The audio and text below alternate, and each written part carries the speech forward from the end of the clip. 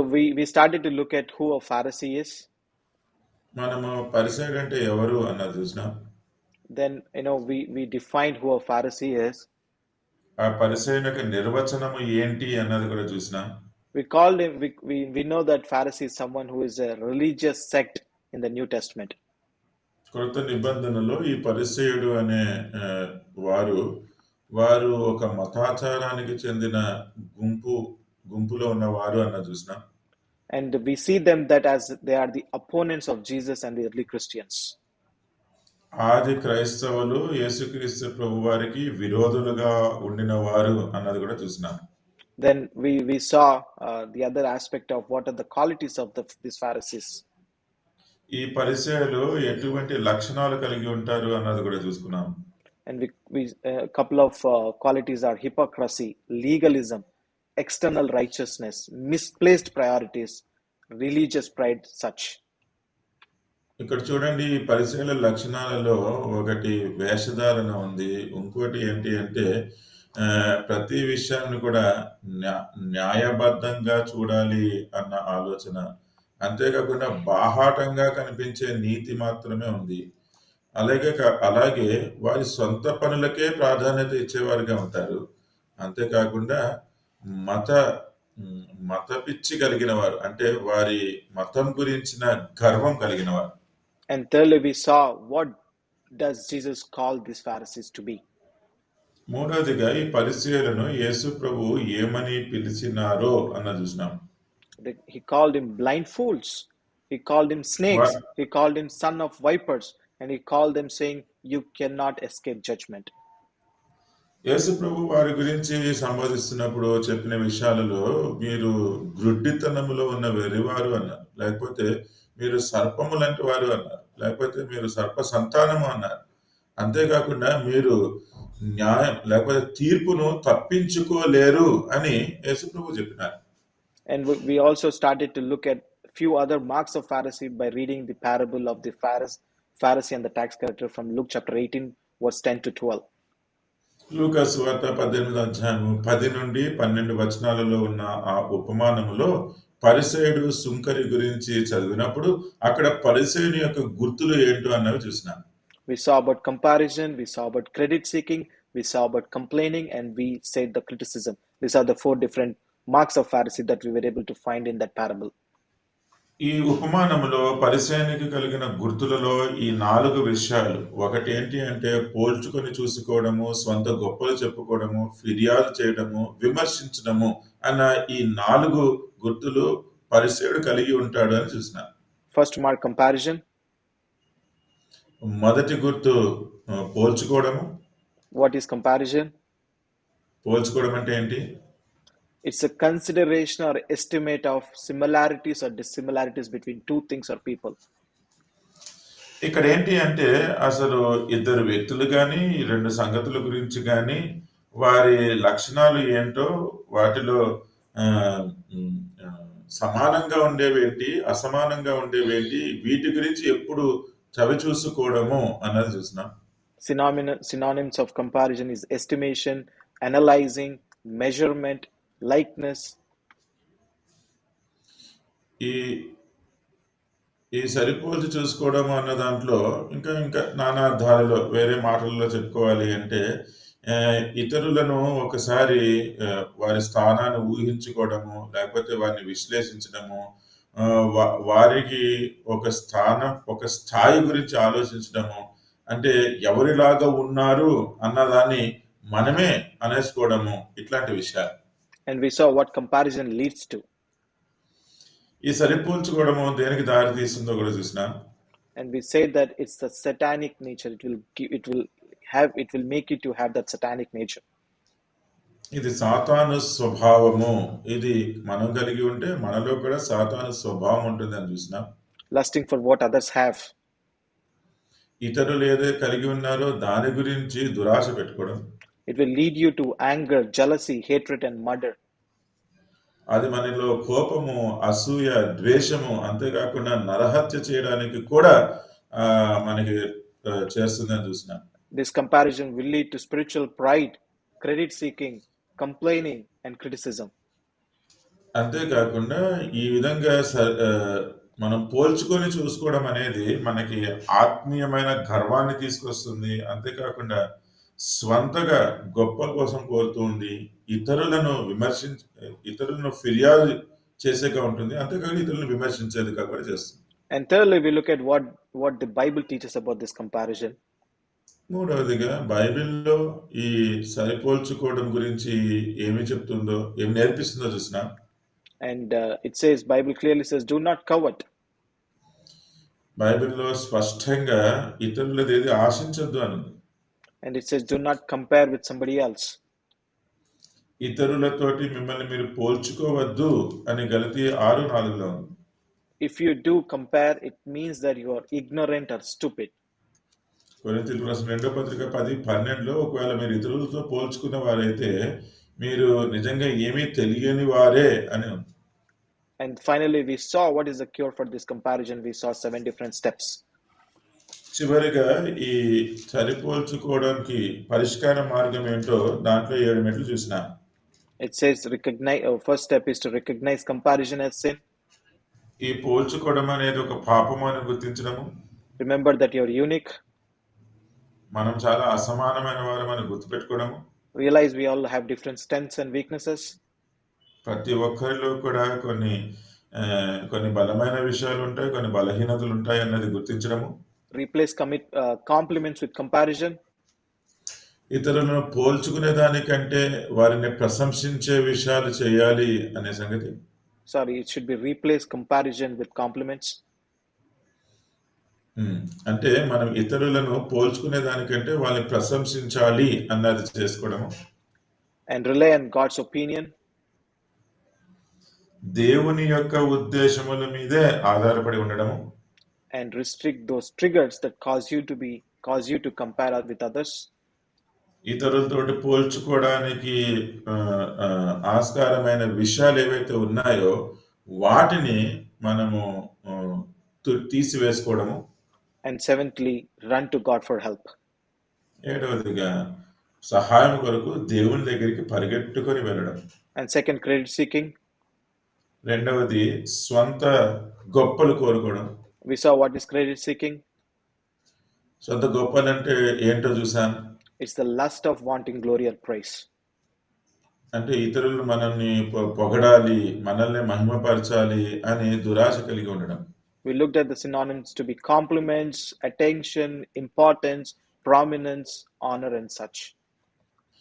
ఈ స్వంత గొప్పల గురించి ఆలోచించేటప్పుడు దాన్ని వేరు మాటలలో దాని నానార్థాల్లో మనం చూసింది ఏంటంటే ఇతరులు మనల్ని ప్రశంసించాలని, ఇతరులందరూ కూడా మనల్ని గమనించాలని, మనకే ప్రాముఖ్యత ఇవ్వాలని, మనకి ప్రథమ స్థానం చూపించాలని, మనల్ని ఘనపరచాలని కోరుకోవడం.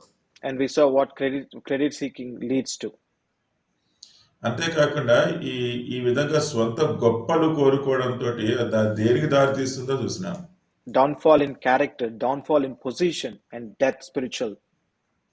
మన గుణశీలంలో కూడా మనం పడిపోయేవారిగా ఉంటాము. అంతేకాకుండా మన స్థానాన్ని కూడా మనం కోల్పోయేవారిగా ఉంటాము. అంతేకాకుండా ఆత్మీయంగా కూడా మనము చచ్చిపోయేవారిగా ఉంటున్నాం.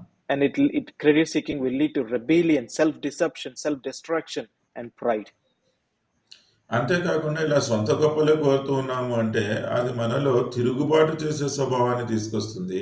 మనల్ని మనమే మోసపరుచుకునే స్వభావంలోనికి వెళ్ళిపోతాము. మనల్ని మనమే హాని చేసుకునే వారం అయిపోతాము. గర్వముతోటి నిండిపోయే వారంగా ఉంటాం. And thirdly, we saw what the Bible teaches about this credit seeking. మూడవదిగా ఈ స్వంత గొప్పలు కోరుకునే విషయంలో బైబిల్ ఏం బోధిస్తుందో చూసినాం. It says no idols and no other god. When we seek credit, we're making ourselves as idols. So but Bible says no idols and no other god.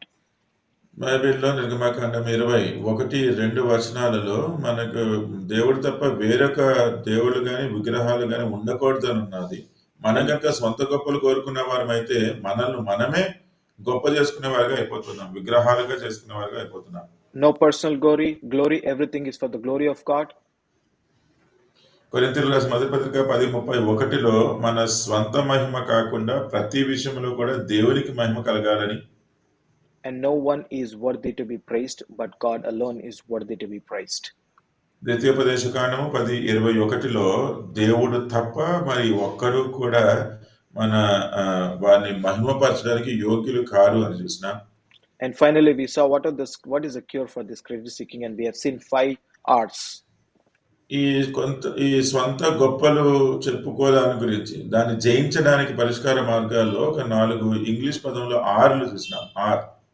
First one is to recognize credit seeking as sin. మొదటిది recognise, అంటే ఈ స్వంత గొప్పలు కోరుకోవడం కూడా పాపము అని గుర్తించడం. Remember, all you have is gift from above. రెండవది రిమెంబర్, అంటే ప్రతిదీ కూడా దేవుడు ఇచ్చిన వరము అని మనము గుర్తు చేసుకోవాలి. Remain in secret to receive in public. మూడవది రిమైన్, అంటే నీవు అక్కడే నిలిచి ఉండు. దేని గురించి నిలిచి ఉండాలి అంటే రహస్యంగా పొందుకొని బాహాటంగా పొందుకున్న దాని గురించి నువ్వు రహస్యంగా అనుభవించాలి. Replace credit seeking with credit giving. నాలుగవది రీప్లేస్, అంటే మనం స్వంత గొప్పలు కోరుకునే దానికంటే ఇతరులకు మనము ఇచ్చేవారుగా ఉండే దాంతో మనము దీన్ని మార్చుకోవాలి. And fifthly, run to God for help. ఐదవది దేవుని దగ్గరికి సహాయం కొరకు పరిగెట్టాలి. And complaining, the third mark was complaining. పరిచయం యొక్క గుర్తుల్లో మూడవది ఫిర్యాదు చేయడము. We saw what is complaining. It's a verbal expression of one's dissatisfaction about someone or somebody else. ఈ ఫిర్యాదు చేయడం అంటే ఏంటని చూసామంటే అదేంటి అంటే ఎవరికైనా దేని గురించి అసంతృప్తిగా ఉంటే ఆ వ్యక్తి గురించి కానీ ఆ సంగతిని గురించి కానీ మనము నోరు తెరిచి బహిరంగంగా చెప్పడం. And also we looked at the synonyms and we called it as accusing, murmuring, grumbling, fault finding and such. దీన్ని వేరు వేరు మాటల్లో కూడా నానా అర్థాలుగా మనం చూసినప్పుడు ఈ ఫిర్యాదు చేయడం అంటే ఇతరులను విమర్శించడము, వారి గురించి సనుక్కోవడము, వారి గురించి గొనుక్కోవడము, వారిలో తప్పులు పట్టడము. And secondly, we saw what complaining leads to. ఈ ఫిర్యాదు చేయడం ద్వారా దానికి దేనికి దారి తీస్తుంది అన్నది కూడా చూసినాం. Decline in prayer life and increase in focus on problems. ఇలాగ మనం ఫిర్యాదు చేస్తూ ఉన్నప్పుడు మన ప్రార్థనా జీవితం సన్నగిల్లిపోయి ఇతరుల యొక్క లేకపోతే సమస్యల మీదే మన దృష్టి పెట్టేవారుగా అయిపోతాం. Decline in respect for God and His sovereignty. దేవుడు ఆయన సార్వభౌమత్వానికి ఉన్న గౌరవం ఏదైతే ఇవ్వాలో అది తగ్గిపోతుంది. Decline in trust in God. దేవుడి మీద నమ్మకము ఉంచే విషయంలో మనం తగ్గిపోతాం. Decline in obedience. విధేయత చూపించే విషయంలో కూడా పడిపోతాం. Decline in right understanding about the problems in life. జీవితంలో ఎదుర్కొంటున్న సమస్యల గురించిన సరైన అవగాహన కూడా మనం లేకుండా ఉండిపోతాం. Decline in submission to authority and power. అధికారంలో ఉన్న వారికి మనము లోబడి ఉండే విషయంలో కూడా పడిపోతాం. Decline in love and right attitude about neighbors. మన ఇరుగు పొరుగు వారితోటి సరైన వైఖరి కలిగి ప్రేమ కలిగి ఉండే విషయంలో కూడా పడిపోతాం. Decline in health. మన ఆరోగ్యము కూడా దెబ్బతింటుంది. Decline in happiness. మన సంతోషం కూడా కోల్పోతాం. Decline in contentment. సంతృప్తి విషయంలో కూడా సంతృప్తి లేని వారంగా మిగిలిపోతాం. Then we saw what Bible teaches about complaining. ఈ ఫిర్యాదు చేసే విషయం గురించి బైబిల్ ఏం నేర్పిస్తుందో చూసినాం. In Numbers 11:1 it says, displeases the Lord and kindles his fire, kindles his anger. సంఖ్యాకాండం 11:1లో ఇది దేవుడికి కోపమును రేపేదిగా ఉంటుంది. 1 Corinthians 10:10 it destroys us. కొరింథీయులకు మొదటి పత్రిక 10:10 ఇది మనల్ని నాశనం చేసేస్తుంది. And thirdly, Revelation 12:10 and Job 1:9-10 it says devil's nature is to complain and accuse. So when we complain, we have that devil nature in us. ప్రకటన 12:10 అలాగే యోబు గ్రంథం 1:9-10 వచనాలలో ఇదంతా కూడా సాతాను స్వభావం. సాతానే ఇతరులను ఎప్పుడు విమర్శిస్తూ ఉండేవాడుగా ఉంటాడు. So we are called to do everything without complaining. Philippians 2:14. అందుకనే ఫిలిప్పి 2:14లో మనం ఏది చేసినా సరే ఫిర్యాదు చెయ్యకుండా చేయాలి అని పిలువబడుతున్నాం. And then we saw what is the cure for complaining. ఈ ఫిర్యాదు చేయడం గురించి పరిష్కార మార్గం ఏంటో చూసాం. Recognize complaining as sin. ఈ ఫిర్యాదు చేయడం కూడా పాపము అని గుర్తించాలి. Remain faithful. నమ్మకంగా ఉండాలి. Resolve to be content. మనం సంతృప్తికరంగా ఉండే జీవితం కలిగి ఉండడానికి నిశ్చయించుకోవాలి. Remember, God is sovereign. దేవుడే సార్వభౌముడు అని గుర్తుంచుకోవాలి. Replace complain with contribute. మనము ఫిర్యాదు చేసేదానికంటే ఇతరులకు మనము దారపోసే వారిగా ఉండాలి. Review self but not others. మన స్వంత పరీక్ష చేసుకోవాలి, అంతేగాని ఇతరులను పరీక్ష చేసేవారిగా కాదు. Run to God to overcome. దీన్ని జయించడానికి మనం దేవుని దగ్గరికి పరిగెట్టాలి. And the fourth mark was criticism that we just saw. చివరి గుర్తు లేకపోతే నాలుగవది మనం ఇప్పుడే ధ్యానించిన విమర్శించడము అనేది. What is criticism? And we saw with the meaning of it is, this is the expression of disapproval of someone or something based on known faults or mistakes. ఈ విమర్శ చేయడము అంటే ఏంటి, దాని నిర్వచనం ఏంటి అన్నప్పుడు మనం ఇతరుల యొక్క తప్పిదాలను వారి బలహీనతలను చూసి మనము మన అసమ్మతి తెలియజేయడము. And it's the analysis and judgment of the merits and faults. అంటే వారిలో ఉన్న మంచిని కానీ వారు చేసిన పొరపాట్లను కానీ మనమే విశ్లేషించేసి తీర్పు తీర్చడం. And we looked at the synonyms to be judging, condemnation, disapproval, and examination. దీనికి వేరు వేరు మాటలు, వేరు వేరు అర్థాలు, వేరు వేరు నానార్థాలలో ఇది మనం తీర్పు తీర్చడం అని, ఇతరులను శిక్షించడం అని, వారికి అసమ్మతి తెలియజేయడం అని, వారిని పరీక్షించడం అని కూడా చూసుకున్నాం. Then we saw what criticism leads to. ఇప్పుడు ఈ విమర్శ చేయడం దేనికి దారి తీస్తుందో చూసినా. Numbers 12, it will blind us from seeing our own sins. సంఖ్యాకాండము 12వ అధ్యాయంలో మన స్వంత పాపములను చూసుకోకుండా మనల్ని గుడ్డివానిగా చేసేస్తుంది. First Samuel 1:6, it will blinds us from seeing God's plan. సమూయేలు మొదటి గ్రంథం 1వ అధ్యాయం 6వ వచనంలో అది దేవుని ప్రణాళిక ఏంటో కూడా మనము చూడలేకుండా గుడ్డిగా చేస్తుంది. First Samuel 16:7-8, it will blind us from seeing the reality. సమూయేలు మొదటి గ్రంథం 16వ అధ్యాయం 7-8 వచనాలలో వాస్తవమైనది ఏంటో అది చూడకుండా మనల్ని గుడ్డివారిగా చేస్తుంది. Luke 13:13-15, about the Pharisees criticizing Jesus, we see that they are blinded from seeing good in others. లూకా సువార్త 13వ అధ్యాయం 13-15 వచనాలలో ఇక్కడ పరిసయ్యులు యేసుక్రీస్తు ప్రభువుని విమర్శించే విషయంలో మనం ఏం చూడగలిగినామంటే ఇతరులలో ఉన్న మంచిని మనం చూడలేకుండా గుడ్డివారిగా చేసేస్తుంది. And what Bible teaches about criticism? ఇప్పుడు బైబిల్ ఈ విమర్శించడం గురించి మనకి ఏం బోధిస్తుంది? Do not judge others, Matthew 7:1-4 or 1-5. మత్తయి 7:1-5 వచనాలు కనుక చూసుకుంటే ఇతరులను తీర్పు తీర్చకుడి. Do not speak evil about others, 1 Peter 3:10. పేతురు రాసిన మొదటి పత్రిక 3:10 వచనంలో ఇతరుల గురించి వేరుగా మాట్లాడవద్దు. And don't kindle God's anger with criticizing others, from Numbers chapter 12. సంఖ్యాకాండము 12వ అధ్యాయంలో మనము విమర్శించి దేవుని యొక్క కోపమును రేపకూడదు. And we saw what is the cure for criticism. ఇప్పుడు ఈ విమర్శించడాన్ని జయించడానికి పరిష్కార మార్గం ఏంటో చూసాం. And first, recognize criticism as sin. ఈ విమర్శించడం కూడా పాపము అని గుర్తించాలి. Replace watch to criticize with watch to pray.